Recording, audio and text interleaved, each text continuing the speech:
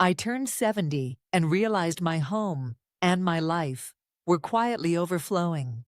Linen closets bursting with forgotten sheets. A kitchen crammed with gadgets I never used. Closets filled with memories, and an office drowning in paper. I wasn't just storing stuff, I was holding on to decades of my past. So I made a decision to declutter 6 key areas of my life.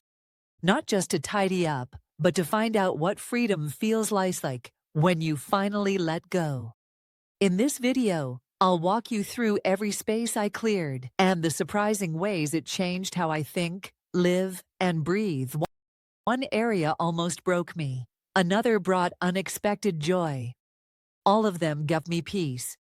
If you're standing at the edge of a new season, wondering what to keep and what to release, stay with me. This might be the clarity you've been looking for.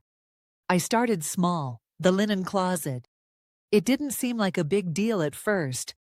But when I opened it, I was hit with the weight of quiet accumulation. Faded sheets that didn't fit any current bed, pillowcases missing their partners, and blankets I hadn't touched in years. Each item had slipped in unnoticed over decades. The real question wasn't, do I use this? It was, why am I keeping this? So I made a rule. Only what's in good condition gets used and brings comfort stays. One spare set for guests. Everything else, gone. Donated, recycled, or tossed. The result? Silence. Space. A sense of calm I hadn't expected.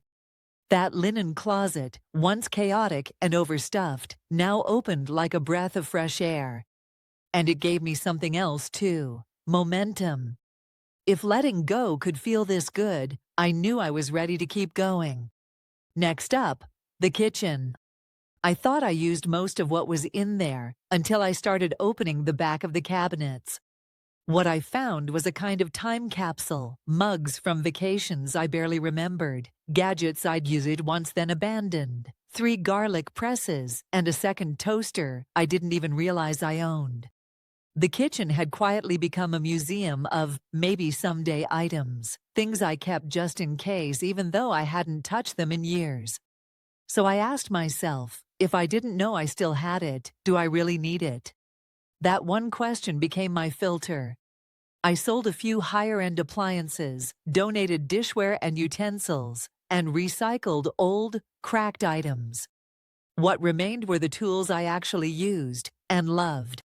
What surprised me most wasn't the extra space, it was how different I felt using the kitchen. Cooking suddenly became easier, almost joyful. Cleaning took less time. I didn't realize how much visual noise had been making me anxious. That's when I started to understand, decluttering isn't just about stuff, it's about energy. And the kitchen, once chaotic, became a place of nourishment again, in more ways than one. After the kitchen, I turned to the hall closet, the space that had quietly become a graveyard of coats, shoes, scarves, and memories. It was the kind of closet you open quickly and close even faster, hoping nothing falls out.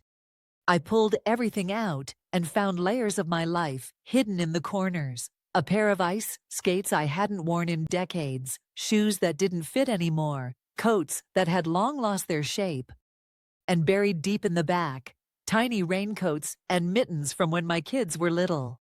I sat there on the floor for a while, holding those mittens. I wasn't just decluttering, I was grieving.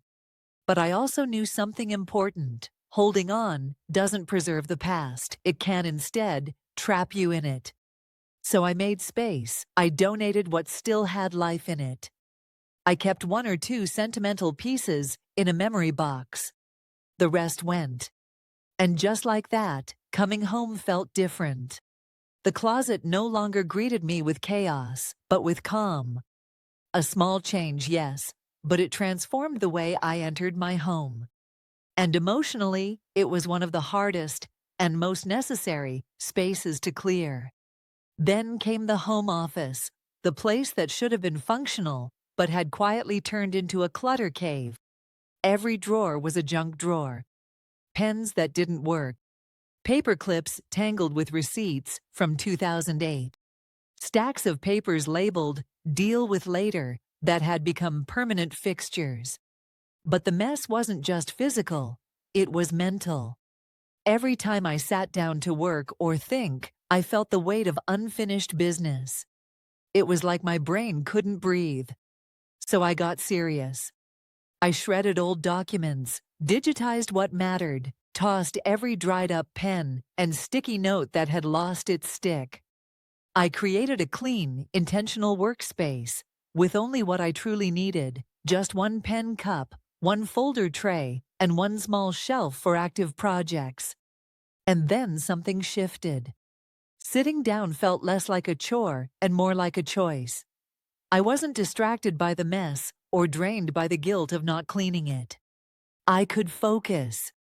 That space became a mirror of my mind, finally clear, purposeful, and calm.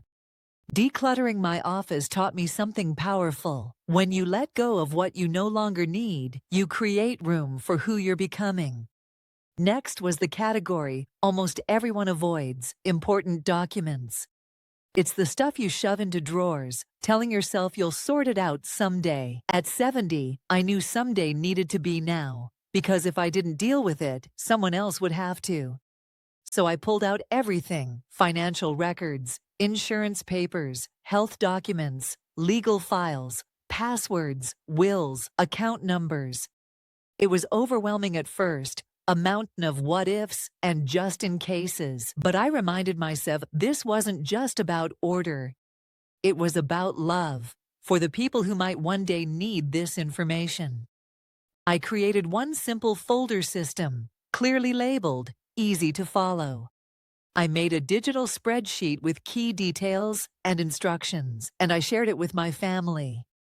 It was one of the most responsible things I've ever done. And surprisingly, one of the most freeing. Because when your documents are in order, you don't just find clarity, you give peace of mind to the people you care about most. This wasn't the most emotional declutter, but it was, without question, the most empowering. And it made the rest of the process feel even more meaningful.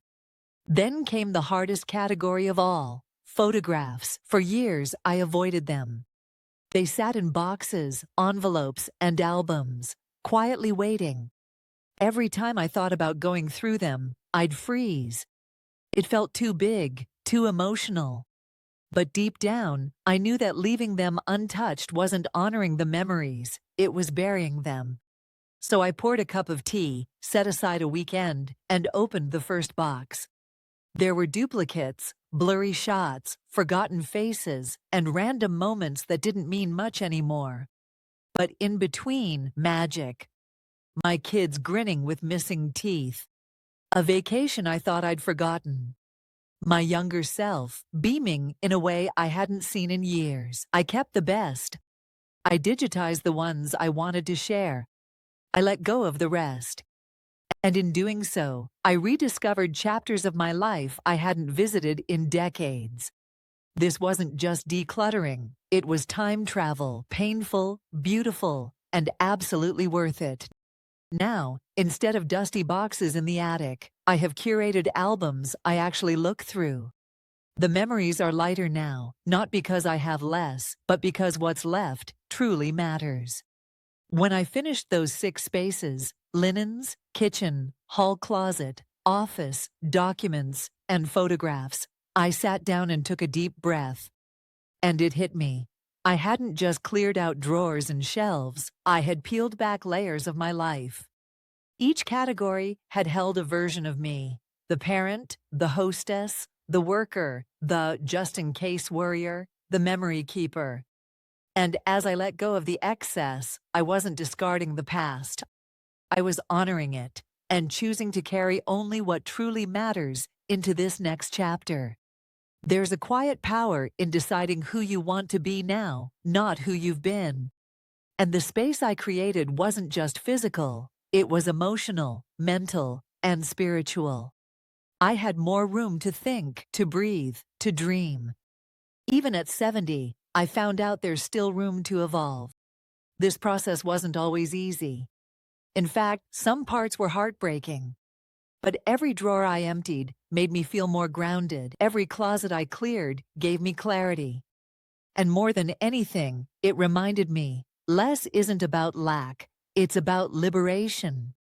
If you're feeling overwhelmed, stuck, or just ready for something new, start with one drawer, one closet, one tiny step. You don't need to tackle your whole house. You just need a win. And from there, you'll build momentum. This journey taught me that letting go isn't about losing. It's about making space. For clarity. For peace. For the next version of yourself. Whether you're 30 or 70, it's never too late to create a life that feels lighter. So if this spoke to you, I'd love for you to join me. YouTube believes you'll also love the video on screen now. So hit the like button, subscribe, and leave a comment letting me know which area you're ready to tackle first.